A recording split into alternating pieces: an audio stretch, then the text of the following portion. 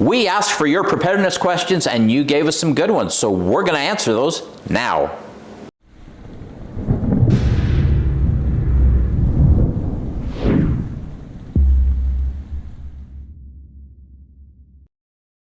Hey, Provident Preppers, I'm Jonathan. And I'm Kylene, and I'm excited to answer these questions today. Sure. There were so many good ones. When you listen to our videos, the gold actually isn't usually in the video, it's in the comments, because our community is amazing. Great stuff. So make sure that you're checking out the comments in any video that we create. But thank you so much to all of those who submitted the questions, because there's some really good questions here. And we're gonna start out with Brittany Hargraves, and my heart is with you, Brittany, because I relate to this. She says, what about emergency laundry? There are lots of different methods out there. I'm curious which is best with a big family and with lots of kids and adults with dirty jobs. Our family creates a lot of laundry. If something happens, we have lots of family that has pre-planned to come to our house. That's us. Yeah. That's mountains of laundry. I need to consider how to get clean. My elbows are already screaming just thinking of having to use a washboard that much. Thoughts, suggestions, tips. Okay, so this comes at a really interesting time for us, because right now my dryer is broken. And it made me remember, so we have plenty of clothespins and clothesline, but you have to have that stuff in advance, because like my dryer, I just went to use it in the afternoon and all of a sudden it wasn't working. But it can also be a little bit complicated because we have the clothesline, but it's so cold here in Utah right now that I put my clothes on the line to dry and they just freeze. I have to bring them back in and they're not all the way dry. And so we have to think about ways that we can dry them inside the home and things like that. But we've got our washing machine covered as long as we have water. Yeah, as long as we have water, and our water system is a gravity-fed system, so as long as there's water in that system, we can run our washing machine, and we can use a power station like this one here, and it will handle that. Now our washing machine is very efficient. It has a DC motor, so it runs really well with very little energy. If you've got that situation, that might be your solution, because yeah, washing clothes is hard work, and that was one of the criteria years ago. Mama told me, I'm going to have a washing machine that works. And so the dryer is a different situation. The dryer takes more energy, not as easily done with the power station. It can be, but it's using a lot of energy that I'd probably want to use elsewhere. So that's one solution. Tell us others. So I'd just like to refer you to a post that we have on the providentprepper.org. It's called Crisis Laundry Management, and in it we talk about different like pressure washers and how to use them and all kinds of different things. But there is one trick that I would like to share with you, and that was putting it's a sailor method.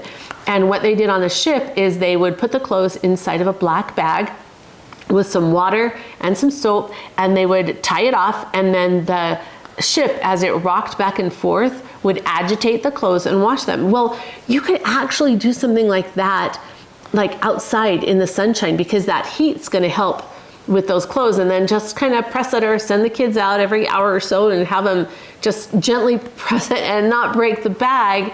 But there's options like that we could totally use. So check out that post. I'll leave a link in this video so that you can go right to it if you'd like. But there's some great ideas in there because we did a lot of research. Yeah, good question. Nicole Anderson, how do you get your spouse on board so you can take the first step? Oh, that's a great question, and one that we hear so often, and it breaks our heart because for the most part, we're united on all things preparedness. We're pulling together. There's a whole variety of reasons. Some people don't want to think about anything bad happening. They just don't want to deal with that.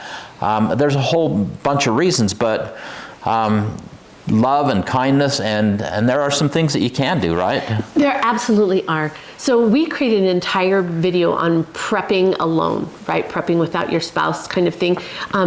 And like we talked a little bit about, the video isn't actually the gold, but the comments in that video or underneath that video, that's where the gold are. And there are so many people in your same situation that had great ideas on how to solve that problem. So I'll leave a link to that. Make sure that you go and check out that video.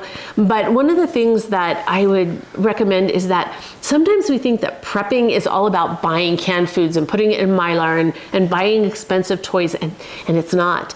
You could do little things without your spouse realizing it's prepping, or by labeling it prepping, just by stocking up on some different foods or doing the small things.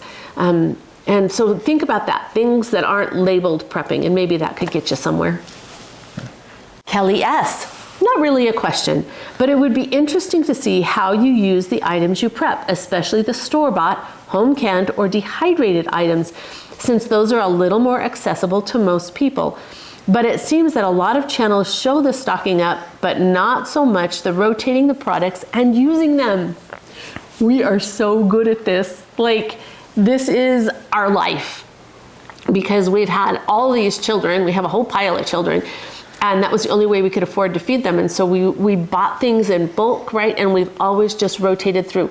If you watch a lot of our videos, it actually, at the end, like the one where we do the flour, and the shelf life of flour, it'll show you how to make bread with flour, right?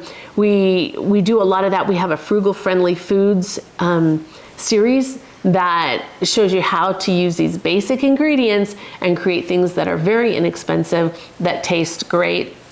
So we will focus on that a little bit more. I'll try and be more aware of that. But if you go back in our past videos, there's a lot of really, really good stuff that shows you how to use that. And you do make a really good point, because there is a lot of push to get stuff, but less understanding out there of how to rotate, and rotating it is so vitally important. So great question. And when we talk about rotating, that's first in, first out, right? You buy only the food you're going to use, and you use it and replace it. That's what rotating is all about. Yeah. Leghorn Life, so many questions. Would you start limiting, I guess, rationing depending on the situation? Food for everyone from the beginning, or what do you think is the beginning? This one's hard for me, because we never know what's going to happen, and what we might think is a short term could really drag out to be long term. I think I'd start limiting everyone's food, but let's be honest, that's going to be one of the hardest things to do. And absolutely, that would be one of the hardest things to do. And we have to be very aware of the psychological aspect of doing things. Like, you know, if we just suddenly put everybody on rations, I think people are going to freak out a little bit. I think it's better to take a more moderate approach. Maybe there's some less conspicuous ways we can cut back a little bit. But Mama's the expert on this. Okay, I'm the expert on being hangry. And seriously, if I am hungry, life is not good for anybody. Like, I hate to admit it, but that's a reality. And so we have to be really careful with some of the decisions that we make. Now, maybe we move away from having Thanksgiving type meals, the meals where you have all kinds of food and you have a dessert and you have all these snacks and there's that excessive eating. Maybe we move away a little bit from that and focus more on, you know, keeping everybody fed, making sure they're still getting their at least 2,000 calories a day. But that's a real prayerful situation. I think that's the one where you need to ask God and say, you know, is this a situation where I'm okay? Can we continue to eat? Will we be able to replace it? Can I grow more of my own food to make the others stretch out longer? Great question, lousy answer. Sean Reynolds, I have a large family, 10 altogether, and I'm wondering what I should focus on first for a family this big. Oh, we are right there with you, Sean. We do have food put away and have stocked up with cases of water, but I feel overwhelmed with what I need to do for my kids and wife to keep us safe during hard times. Well, this one's for you, Johnny. You and Sean are right there. Yeah, we're buddies in this. And first of all, I want to say, stop and give yourself a big pat on the back, because you're further down this road than most people. So thank you for what you're doing, and feel confident that you are on the right road. You are doing good things. And then you just need to figure out, okay, what is my next step? We're always doing risk assessments and decide where it is that you need to expend a little time or money or whatever it takes to make your family more prepared. It can be crazy, but just remember to stick with the basics, right? We need food, water, fuel, shelter. There's one other one, clothing. That's kind of shelter. There's one I'm forgetting. Anyway, stick with the basics, right? We need to be able to keep your family warm and fed, and that can be really hard, but we don't have to do anything fancy. So you keep working on that, because if we can do it, anybody can do it. Journey with Jamessa. If you live in an apartment or on a budget, how do you recommend gradually preparing versus going out and trying to get everything at one time? Thank you. First of all, if you know us, you know that we really discourage debt. So to the extent you can, just keep making small, steady steps, getting what you need, a little bit of extra here and there. Okay, and when you go to the store, buy extra food of what you eat. So every time you go to the store, buy a little bit more. Look at your apartment and think, okay, are there things in this apartment that don't have a lot of value that I can get rid of so that I can make space for my prep? So one of the things that I'd highly recommend for anybody living in an apartment in a cold area is a Vesta heater. It's a Vesta cooker heater, and you use little cans of canned heat to both heat your food or cook your food and heat your home. Like, not the whole thing, but it'll heat a little room and keep you from freezing. Now it's Christmas time, so what are you getting for gifts, right? Maybe it's $129, and maybe that would be really good money spent for a Christmas present for the family, so that we can be prepared. The cheapest place to buy the fuel is at Sam's Club. And it'll be more expensive other places, but that safe heat fuel can be stored safely indoors. So you can store it in your apartment. It's a really great option. So just little things at a time. Make sure you have like your heating taken care of, your lighting, a hybrid light. They are a little bit pricey, but because they're solar powered lights, all you need is one, and it can last, forever. You put it in your window to recharge it, and it'll provide you the light that you need. So although like it's the investment, if you use the promo code Provident, you'll get 20% off. I'll totally leave a link, but just one of those doesn't take up much space, but it allows you to charge your cell phone and and takes care of your lighting. So little things like that, I think, are a great idea, just a little bit at a time. Go ahead. I was just going to say, your heart's in the right place and you're doing the right thing, so just keep doing it. Yeah, and do basics. You don't need to be extravagant. Jen J asks, she says, alternatives to prescription medication in a difficult situation. Alternatives for hypothyroidism. And it was interesting because she asked this, and then there were 7 different replies, all saying, yes, I need to know. And Darla also chimes in and said that she's very interested in hypothyroidism, medication alternative. If there is one, tried to get a few extra, but there are 3 barriers: doctor, insurance company, and the pharmacist. So not an option at this time. Well, we don't have an answer for that, but we have a hookup. Yes. So Dr. Sean Rowland from Jace Medical can answer that for us. Hello, fellow Provident Preppers. Thank you for this opportunity to answer a couple of questions that were forwarded to me recently. And this is actually exciting for us because it's something that applies to, it's something that we've been working on for a number of months here at Jace Medical. Over the next couple of weeks, we will be releasing a new service on our site, jacemedical.com, where people can obtain a long-term supply of their chronic condition medications. In most cases, it will be 6 months to a year supply of things like blood pressure medication, cholesterol medications, thyroid medications, and more. So I would encourage you to check back over the next few days and weeks at jacemedical.com to see when that service is released. Now, the questions that were forwarded were specifically about, what do I do when I don't have access to my chronic medications? And even more specifically, there were some repeated questions that had to do with folks with low thyroid function who were taking synthetic thyroid hormone It's called Synthroid or levothyroxine. And so I wanted to address that one specifically today. Levothyroxine is a synthetic form of thyroid hormone. When we talk about the thyroid, we're typically talking about there's two main hormones at play. And to keep it simple, we call them T3 and T4. T4 is levothyroxine. It is the synthetic form of T4 hormone. When you take that hormone, it actually gets converted to its more active metabolite T3. And together, those two hormones go out and do what they do in your body, things like increasing your metabolism and a lot of other important functions. So if you don't have access to your levothyroxine, to your T4 hormone, what are your options? I mentioned first, checking to see if our service is up and running over at jacemedical.com so that you can get a year's supply of that medication. The other option is there's another option on the market. It's called desiccated thyroid hormone, or it's also known as by its name Armour thyroid. There's a couple of other names out there. What this is actually both T3 and T4 are together in this pill, and this is actually why it's not really in favor when compared to levothyroxine. We want to keep things simple when we're dealing with your thyroid hormones.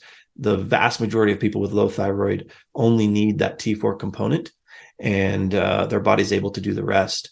And it's important that your hormones stay in a pretty narrow range. And so we want to be able to keep things in that proper range, know what to expect, know how much hormone you're getting and what result we're looking for. When you add in this desiccated thyroid, which has T3 and T4, you don't know exactly how much of each is in the medication. And so it's a lot harder to know with confidence exactly how you're going to respond and to keep those levels where they need to be. So it is a secondary option. It's important that you know what kind of proper dosing to take and how to see if you're taking too much or too little with as far as how your body reacts. Now, another option would be a herbal, and there are herbal options out there, and I'm not an herbalist. I'm not an expert in that, so I would hesitate to tell you the specific names and doses. But a quick Google search will tell you which herbals remedies are out there that have been shown to increase thyroid function and increase thyroid hormone for those who have low thyroid. So those are some options for folks who don't have access to their thyroid medication. Again, our website. Secondary, you've got the desiccated thyroid hormone, and thirdly, you have those herbal replacement. So I'd encourage you to do some more study and check out if any of those might be options for you. Thanks. Thanks, Sean. That is some really great information, and we'll leave a link in the description for both Jace Medical, and we'll leave the promo code so that you can get a discount. We are the Resistance Prepping. I would be interested to know in knowing how others vet potential MAG members and our family members automatically included. So a MAG is a mutual assistance group. It's your community when you're trying to prep and when you're trying to survive a situation. These are the people that you want to have around you so that you can all be safe. Yes. And this can be a little bit tricky because sometimes family, in spite of who they are or what they believe, they have to be part of our priority. But you can also choose, and we are very community minded, and we're always looking out in our community and finding people who have a like mind and a like heart and who are willing to work hard and be part of the solution, and people who have integrity. Yeah, for me, the number one criteria for being part of my little tight-knit community is integrity. It's being honest. When I look at a person, if I see them doing things that I feel are dishonest or not, if they're self-serving and not looking out for the best interest of others, I know that when things get really tough, that's probably what they're going to resort to instead of being a really valuable member of the group. I have friends in our little group that we have that would definitely give their last piece of bread to someone else. And I hope that that is the kind of person that I will be, regardless of what's going on. But we need those types of people in our circle.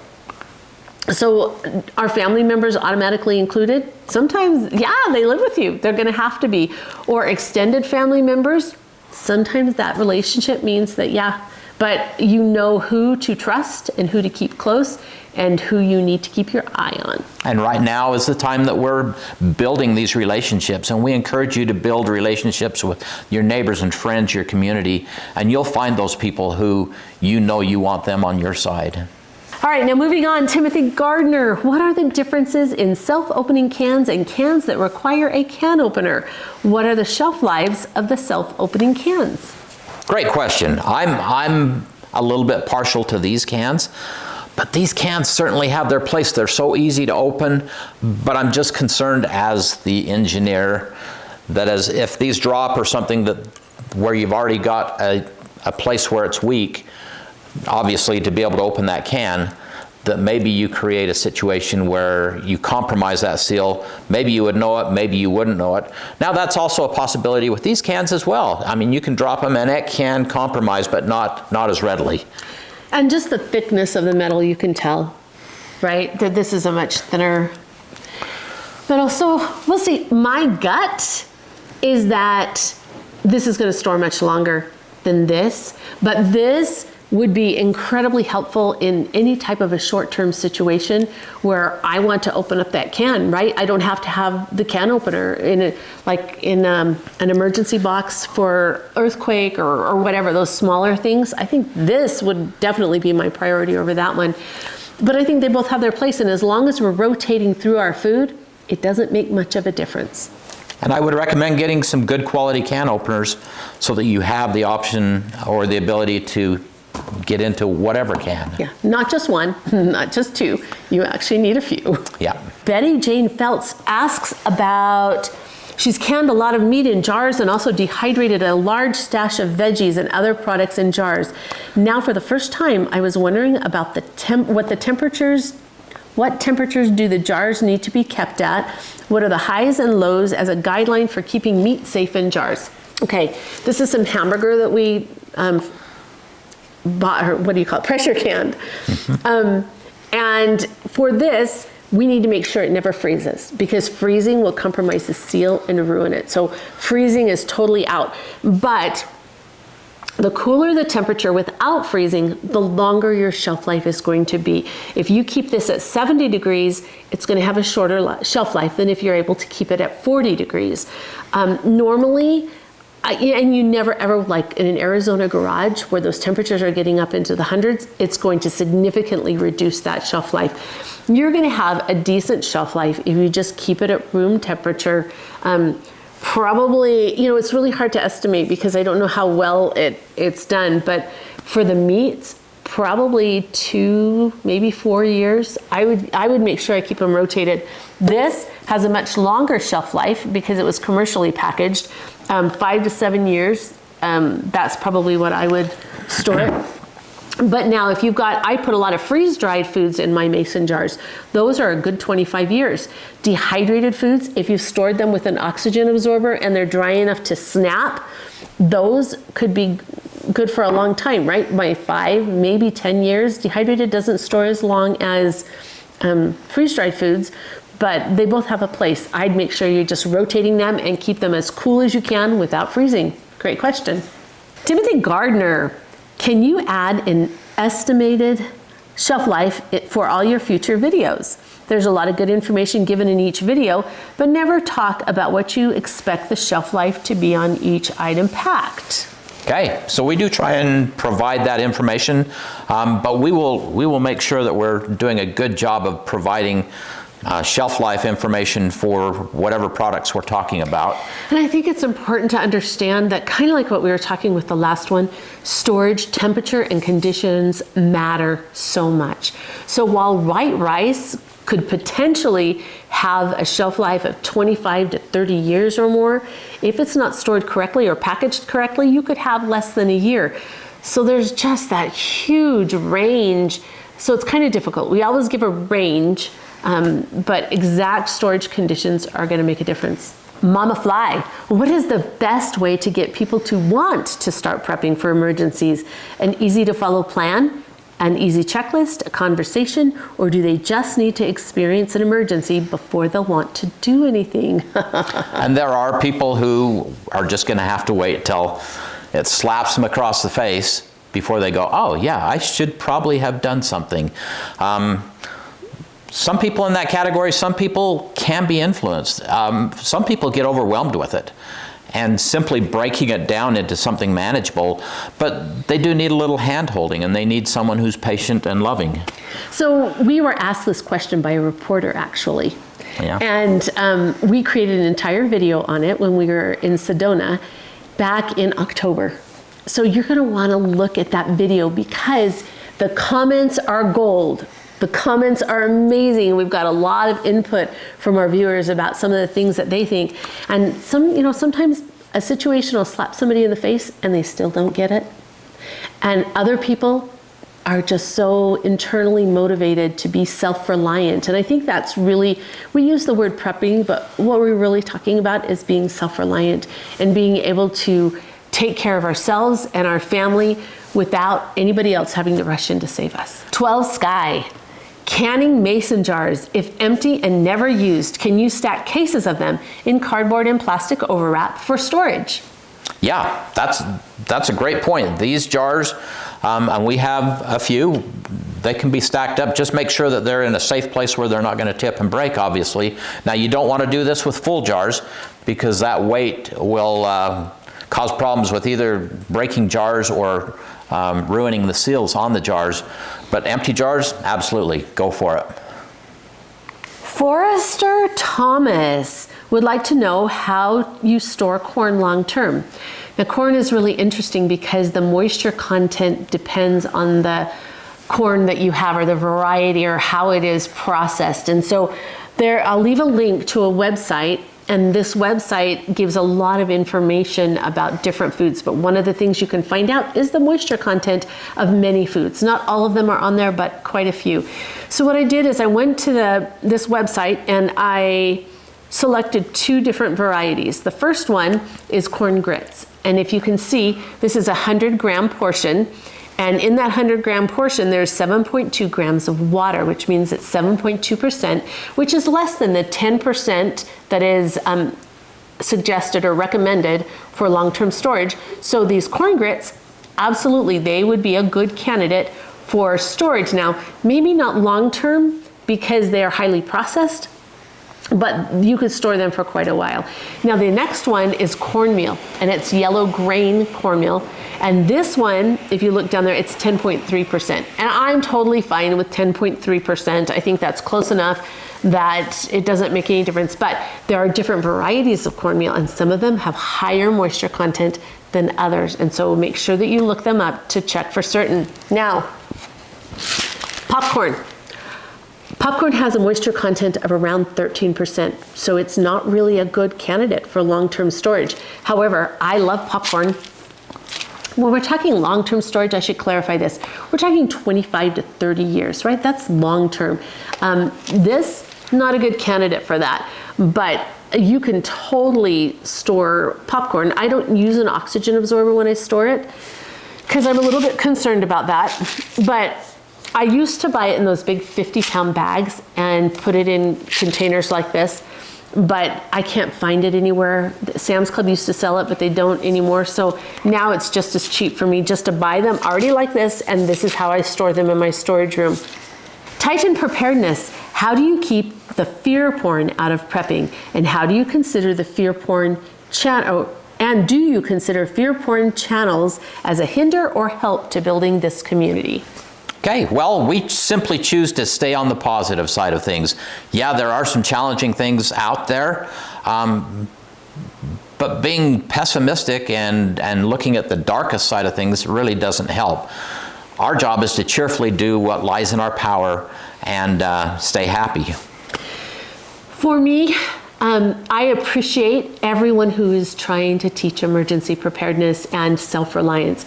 Self-reliance is really important to me, and I think that the more self-reliant we become, the better off we're going to be. What I don't appreciate is lone wolf survivors and them trying to separate us, right? And not help with community. Community is everything. We can't survive alone. And I think that message needs to get out there. But I appreciate everybody trying the best that they can. I recognize that fear definitely gets clicks, right? The more fear you can produce, the more clicks you're going to get on your video. And I think that's a little bit dangerous. We want to make sure that we're promoting the peace and the hope and getting along and working together. And I think personally, I don't need to be afraid because God's in charge, right? No matter what's happening, God's in charge, and I'm okay letting him be in charge. And so that alone gives me peace. And yeah, so a lot of these channels, we're friends. We work together, we collaborate, and we're doing great things. We are doing great things. And I think there has been some harm that's come from some, because some people are just turned away. But we'll keep doing our thing. Yeah, and you guys, for our viewers that are out there, check out Titan Preparedness. It's awesome. Yeah, yeah. Verde XLXJ. How much is enough? A lot of preppers turn into hoarders along the same lines. Tips and tricks for staying organized. And how is your rain collection? Ah, yes, the rain collection. It's going extremely well. The tank's filled faster than I thought. It's just such a cool way to go. And we'll have another video coming out, at least one more. We're testing out some pumps, and we'll have some more good information coming on that. Now, back to how much is enough?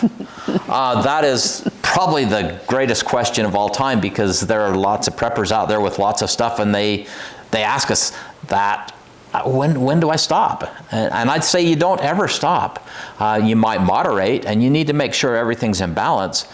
But yeah, we can accumulate way too much stuff, and it can hinder us. If you have so much stuff that you can't find what you need when you need it, it's a problem. Remember, it's not all about that. It's about the knowledge. You need certain things, like you need food, right? And I am a crazy plant lady, and I'm growing way more food than what our family can eat. But it's really important to me that I continue to do that. So I'm still doing that. As far as food storage goes, when is enough enough? I don't know. That's a question that you need to ask God, quite frankly, because he'll know, because all of our situations are going to be different. And along the same lines, the tips and tricks for staying organized, we are going through a change in our life right now, because Ben is 16 and he is our only child still at home. Kenny is on a mission in Costa Rica, and Christy is on a mission in Chile, and Sam is off in college. And then we have a whole bunch of older married kids. And so life is different for us, and we are taking a really good, strong look at everything that we own and deciding, do we still need this? And if we don't, it's gone. It can go to somebody else and bless somebody else's life. And it can. We need to make sure that we don't have more stuff around than we really need, but we do need some things. Our food storage is one of them. Shadow Kingdom. Is it okay to put rice that was sitting on a shelf for about a year in the original package into Mylar bags? Will it still last for 25 years, or should I only put fresh rice into Mylar bags? Thanks for the answer. And that probably depends on how you've stored that during that year. If you've stored it, if it's in a good bag or a good package, and it's been stored in a good, healthy place, it's just fine. I'd put it in and move ahead. Or you can rotate through it and get some other rice and put it in bags. The thing that I would really be concerned about is, did you allow it to be exposed to moisture? Is there any way that that bag accumulated moisture from the environmental air? Did you store it in a hot garage, or did you store it in a cool basement? What was the temperature? Now, when we buy rice at the store, we have no idea how long it's been sitting in some warehouse somewhere waiting. So that's not as much an issue as much as what conditions was it stored in. Now, when you do put that in the Mylar bag, if you're expecting 25 years, but it's already a year old, then you're going to look at 24 years. And none of that is exact. But just kind of take that into consideration. And I'd probably feel just comfortable doing that as long as it was stored correctly. Yep. And then just make sure we're rotating. Yeah. Tam T. Do you use oxygen absorbers in Mylar bags when storing powdered milk? Also, do I leave the powdered milk in its bag when storing it in Mylar bags? Great question. So this is some non-fat powdered milk. I'm embarrassed to show you how old it is. It's from 12 of 98 and we are still using it.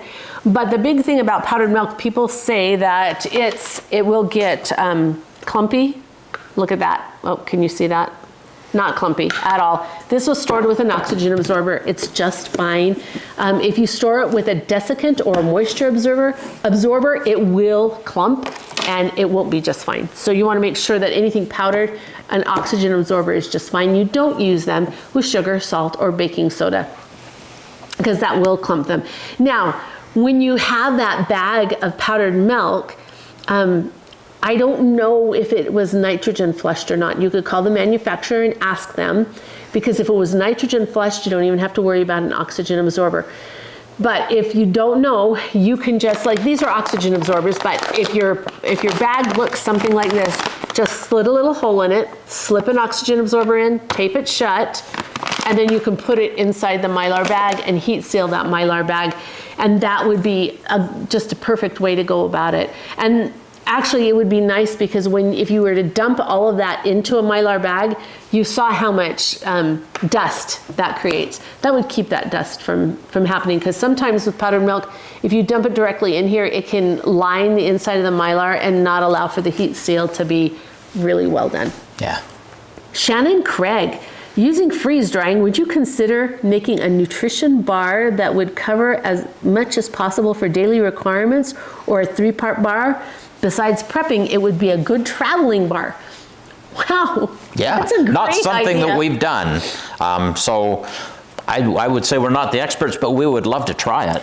The one problem that I can see with that is that most of the things that are freeze-dried tend to be very crumbly, right? If I tried making smoothie bars, because I thought that'd be great, but they just really break apart and they kind of crush really easily. So we need to find something that binds it really well to make it so it's not too hard for your teeth. But I think that's a great question. Who out there has great ideas of what to put in that? Or if anybody out there has done that, that would be a great thing to know. Because yeah, Shannon, it would be great to create something like that. Riley's mom. There are 8 questions here. And then she says, before I start, got lots more. Love you guys. We love you too, Riley. And these questions are great, but they are. They're all a video each. So I'm going to just quickly address number 2 here, which is more ways to communicate when the grid goes down other than just ham radio. And we are just about to do another video talking about that specific subject. So we're going to do that one, and then we'll get some other question answers as we go along here. Yeah, because these are great questions. Really good questions. Yeah, thank you so much for all of your questions. Like, this is awesome. I think this has been really helpful. And now for the question of the day. Okay, we're going to go back to helping people want to be motivated to prepare. Give us your input, because your input, as Kylene said, is gold. So comment below, and thanks for being part of the solution.